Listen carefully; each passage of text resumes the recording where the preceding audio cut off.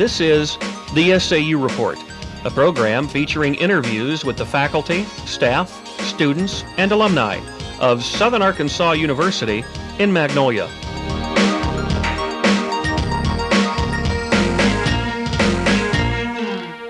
Welcome to this edition of the SAU Report. I'm Joann Lane. And I'm Robert Chatman. Today's guest is Joseph Carter, the secondary coach for the SAU football team. Thanks for being with us. Thank you. Coach Carter, what made you decide to come to SAU? Coming to SAU gave me an opportunity to work with a young man that I've worked with before, Coach Steve Quinn, who's now the head football coach here. Coach Quinn and I worked together back at Eastern New Mexico. And he and I developed a great working relationship, and when the opportunity came open for me to come to SAU, you know, I came and interviewed, enjoyed the school, and decided to come here. What is your educational background? Educational background. I majored in sociology in college. As I got to the point of my senior year and things like that, I didn't realize that being a psychology major, you know, had to deal with me being in the office a lot. And the coach that recruited me to Eastern New Mexico gave me an opportunity to come work with the football team that spring. And that's when I found out that I love coaching. What advice would you give to college or high school students watching this program if they want to pursue a career in coaching? To pursue a career in coaching for a young athlete. Nowadays, being a lot of young athletes want to pursue a career in coaching, college coaching. You know, the first thing that they have to understand that they have to have a master's degree to coach on the collegiate level. Secondly, they've got to understand the high demands of a coaching lifestyle. You know, there's positives and negatives about it all. Okay, the positives is that you get an opportunity to work with young men and make a difference in their life and be a role model for those guys. The negatives is the long hours. The long hours can wear on you after a while. What qualities makes a good football coach? A good football coach. Understanding the athletes today. I think that's one of the major things right there is just understanding the athletes and the personality of your athletic team. And each and every year, you know, the personality will be a little bit different. Take us through a typical day on the job. What might that entail? A typical day for me begins at 6 o'clock in the morning. We have staff meetings every morning at 7 o'clock. Staff meetings can go from 7 o'clock to 9 o'clock. But normally they're over around 8:30. I have a class at 9 o'clock, and in between class and my other class at 1 o'clock, I have to get prepared for practice, which means drawing up cards, doing scouting reports, doing scripts, the whole 9 yards, as well as watching film and then getting your kids in and watching film, and then actually going through the actual practice, okay, which normally begins for us in the afternoons about 3:30. And we'll normally practice for about 2.5 hours.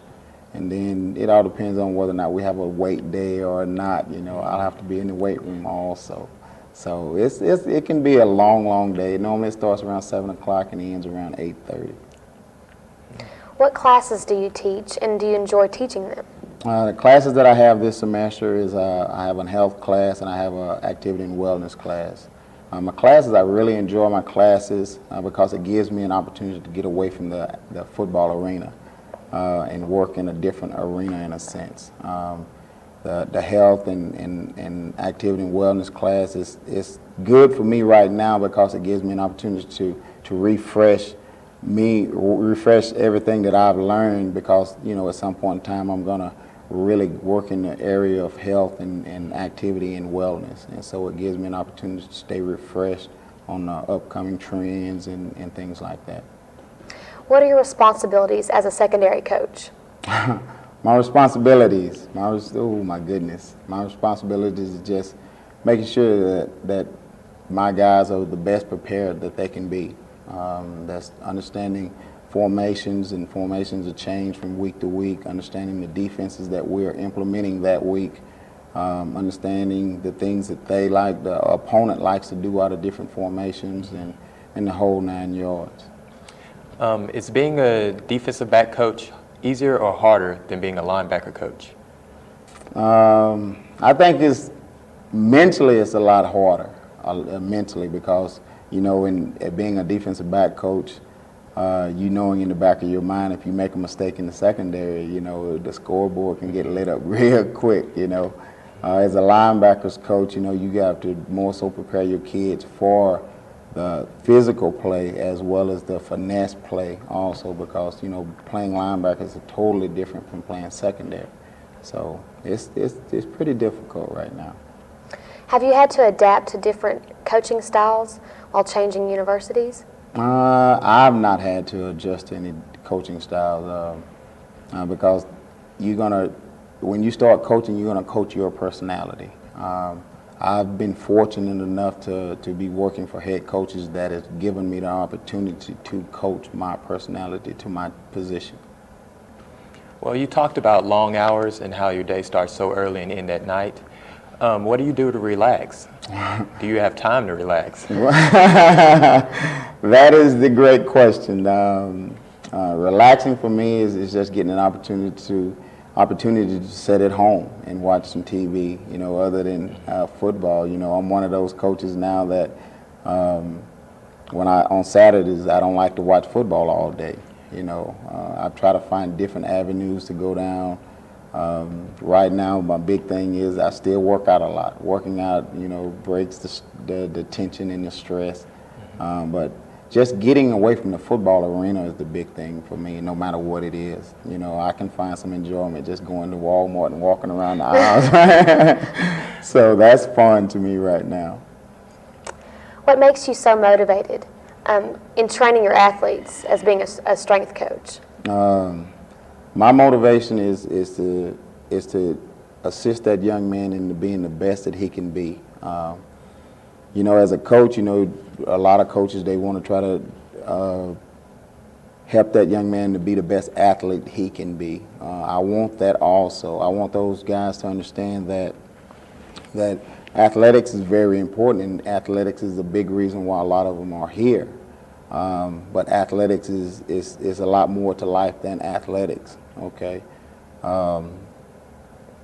Being the strength coach here is just trying to instill in those guys and doing the little things and hard work. Hard work is the backbone to anything that you do, any success that you have. And it's just so, I'm just blessed to be able to instill that in those guys in the weight room. And hopefully it'll spill over into different areas of their life. Well, you stressed how you like to keep the guys strong in the weight room and stuff like that, but do you also feel that a good diet could help out their training? Nutrition is everything. Nutrition is everything. If they're not eating properly, their body will let them know. That's the one marvelous thing about the body. Your body, I may not know what you're doing at night, but your body will tell me you're doing something that you're not supposed to. And it's tough. It's tough, you know, being a student athlete today, taking a full class load and being as productive as you can on the football field. And diet is so important because the things that I ask of them to do, you know, it's testy now. It'll test them to the limit. And if they're not getting the proper nutrition coming in, you know, it's somewhere down the line, it'll really tell me whether or not they are getting the nutrition. As a strength coach who trains men and women, what different motivational tactics do you use? Men and women. The men aspect of it all is, and that's an area that I'm really getting more and more familiar with, is being diverse enough to where I can work with different athletes. And I've worked with female athletes once before, but there was a soccer team. From a football standpoint, you know, I have a whole lot more numbers than I do anything else. You know, when you start talking about being a strength coach for a football team, you're talking about anywhere from 80 to 120 individuals, and you're trying to instill in a hard work ethic between 180 individuals. You know, and you have to be real strict and disciplined on the things that you're telling them to do, because when you're in the weight room, it's tough because you monitoring one area, and then all of a sudden another area, you know, they start slacking a little bit in another area. And so when I go in the weight room with the football team, it's a real strict and disciplined situation. With females, it's a different scenario because I'm not having to work with as many numbers than I do with the football team, and I can be a little bit more creative with the workout program in a sense. And plus, you know, young ladies are normally trying to accomplish something totally different than a football player is trying to accomplish. You know, a football player is trying to become as big and as fast and as strong as he can. Most female sports that I've been associated with, you know, they're trying to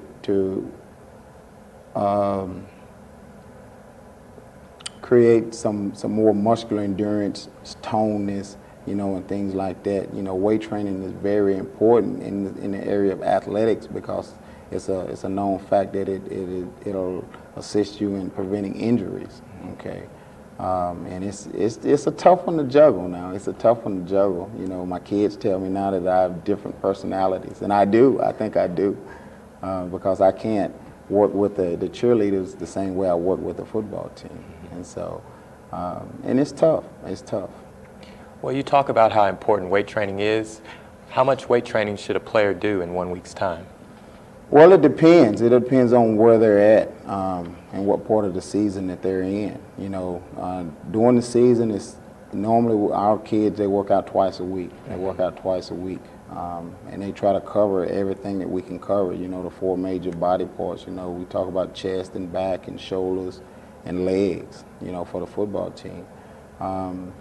And anything other than that, you start cutting into study time and all of those things. And so I'm one of those guys, and Coach Quinn is one of those guys, and that's why he and I work so well together, because our philosophy is very, very similar.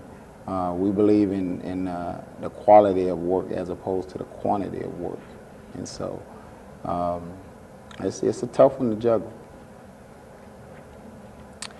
During the two-a-day practices, were you ever concerned about the players getting heat exhaustion because of all the incidents that's been occurring here lately?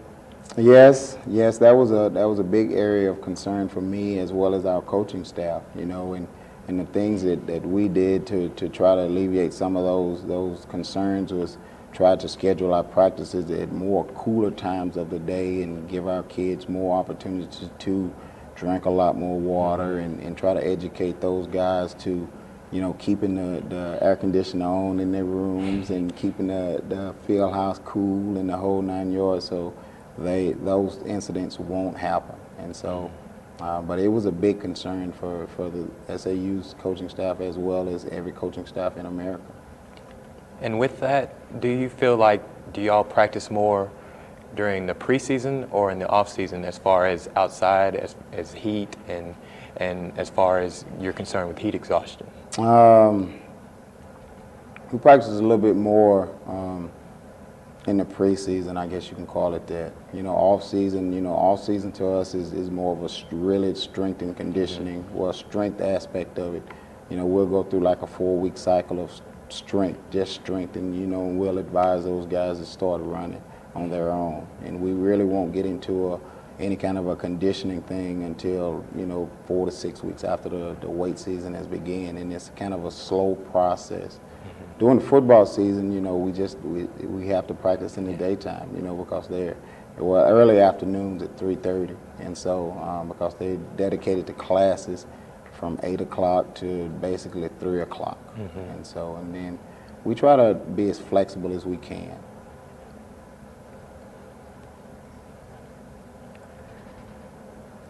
As a player who has won many awards at the running back position, what advice would you give the SAU running back?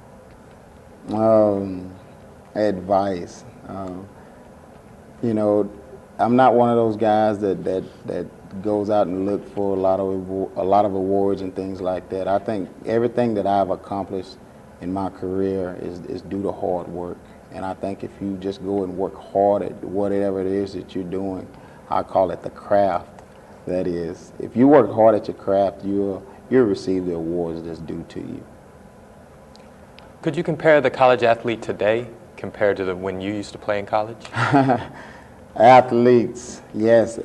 You know, when I played, it was what the coach said. You know, what the coach said was law. You know, athletes today, you know, they are much more knowledgeable of all of the rules and regulations. Physically, athletes today, they're a lot bigger, faster, and stronger, just naturally, you know. And the thing that we try to do now is we try to enhance those abilities in them, you know. Kids today, like I say, you see kids today that's, you know, 6'4", 280 pounds running a 4.3 40, which was unheard of when I was coming through. So, but there's a big difference. There's a big difference. How did you make the transition from a player to a coach?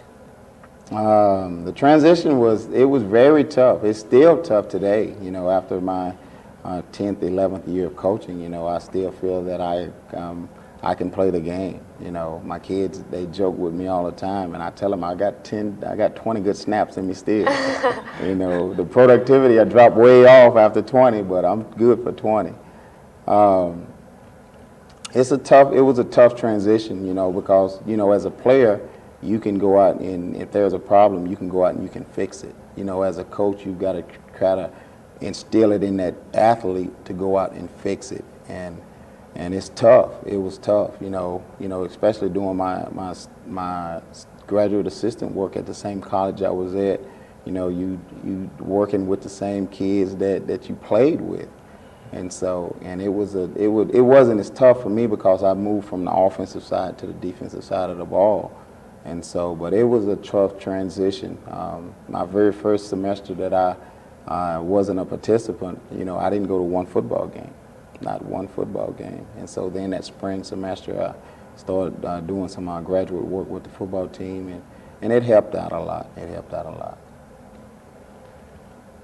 So today, you don't even think about being on the football field, you don't miss it. Sometimes when you're on the sidelines, you don't wish that you were in the game when we're having a tough game. Yes. I feel that when we're having a close game and I feel that I can make a difference, I want to put the pads on. Honestly, I want to put the pads on still. But I know that those guys, they're in shape, they're a little bit bigger, faster, and stronger, and I may not be good for 20 plays, but yes, to this day, I still feel that I can make a difference on a football team as a player to this day. What changes have you had to adjust to between West Alabama's program and Southern Arkansas's? Attitude, first of all. Attitude. You know, the kids here are a much more positive group, you know, because they've had a lot of success in the past. And that was not an issue that I had to address there. Being at West Alabama, you know, they've not had a lot of success at West Alabama the past few years, and the kids is kind of negative in a sense. At least I thought that way. Here we've got a good group of kids. We've got a good group of kids that work hard, that is very positive about everything that we're trying to do. And so that's the biggest difference right now that I've seen. Well, speaking of that, could you compare the likes and dislikes of just the schools, the universities, SAU and West Alabama? Overall support is unbelievable here at Southern Arkansas. It is just unbelievable. I was when I first got here, I was welcomed, and I felt like this was home. You know, from day one, I felt that this was home. And so, just overall support from the faculty, staff, community, student body, I feel is just outstanding here. How do you feel personally about playing the team that you used to coach for last year? Personally, it's tough. It's tough because I was at West Alabama for 2 semesters, and and you develop a lot of good friendships, and I have developed a lot of good friendships at West Alabama, and going through the strength program with those kids over there, and all of the trials and tribulations that we've gone through. And I, to this day, I still call them my babies, and that's the way I look at them. And then all of a sudden, I'm on the other end of the stick now. And so, and I still love them, don't get me wrong, but we sure gonna go out and try to kick their butt tomorrow, though. So. Which university would you say would be the most enjoyable that you've coached for? I mean, you haven't been here very long, but so far, do you think that you've enjoyed it better here? I've enjoyed it a whole lot better here, Like I said, the overall support of the faculty and staff. The faculty and staff here gets along great, at least I think so. Support from the community is outstanding. Support from the student body is outstanding, and so I just love being here at Southern Arkansas University. Being a new coach, do you feel any added pressure just because you are the new coach? Well, I'm the new coach, but I'm kind of an old fox at the same time. I've coached a number of years, and so the added pressure for me is coaching a new position. That's the pressure that I feel. And this is my first year coaching in the secondary, and it's been a learning experience for me, and I've really enjoyed it. And we've got a bunch of talented kids in the secondary, and so and we're getting to the point to where they're understanding exactly what it is that I'm looking for from a performance standpoint, that's on and off the football field. And so, but the only pressure that I feel is just coaching a new position. What is your definition of a student athlete? Definition of a student athlete. Someone who's able to go to the classroom and take care of his responsibilities in the classroom, but at the same time able to go on the athletic field and be productive on the athletic field also. And by your statement right there, I see the importance of, the class. And my question to you is, do y'all have time set aside for the student athletes, especially on long road trips and also having long practices? Yes, in the course of the week, we have what we call study table. All of our freshmen are required to be there 3 days, 2 days out of a week, but we'll have it for 3 days. Okay, they're required to be there for at least an hour. At the same time, we do grade cards to where we have all of our athletes do grade cards and bring them to a specific coach, and they'll talk about academic progression. Okay, on road trips, we encourage all of our students to bring books and read and get caught up on lessons that they need to get caught up on, prepare for tests that they need to get prepared for earlier parts of the week and the whole 9 yards. And we just encourage our kids to continue to stay up on their academics and don't put things off until the very last minute. We would like to thank Coach Carter for being with us here today at this edition of the SAU Report. I'm Joann Lane. And I'm Robert Chatman. Thanks for watching.